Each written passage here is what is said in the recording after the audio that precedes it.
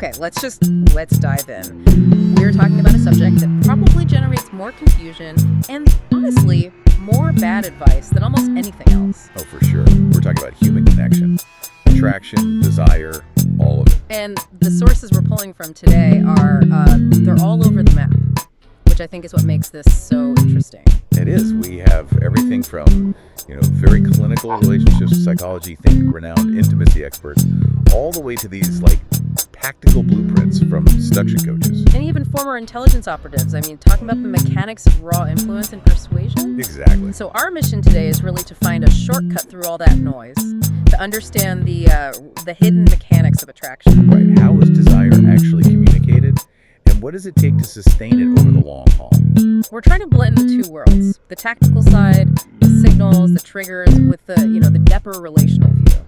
Safety, vulnerability. We want to help you see the dynamics that most people just miss entirely. Okay, so where do we start? We have to start with the premise that initial attraction, it isn't really a rational choice. It's not like you're making a spreadsheet. Right. It's an instinctive, almost automatic response. It's rooted in these deep psychological patterns. So let's look at what the sources say women consistently respond to.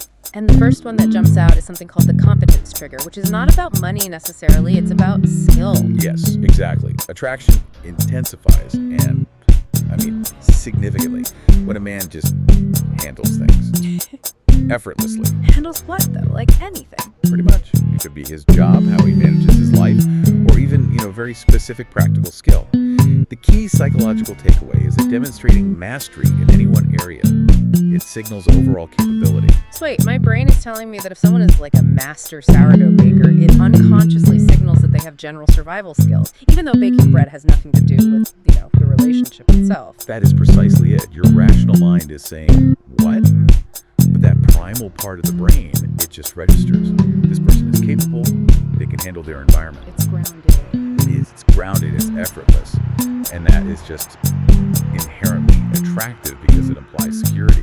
It's the absolute opposite of being chaotic or, needy. And that idea of being grounded leads right into the next piece, which is about social status and some pretty brutal truths about value, frankly. It does. The data is pretty clear on what they call status sensitivity. Attraction is just biologically tuned to a man's position in the social hierarchy. Higher status means more attraction. But it's not just about being the CEO. There's this other piece, the validation hunger. Ah, yes. And this is where so much conventional wisdom just falls apart. How so? Well, think about it. Yeah. Scarcity creates value, right? If you give someone approval constantly, it becomes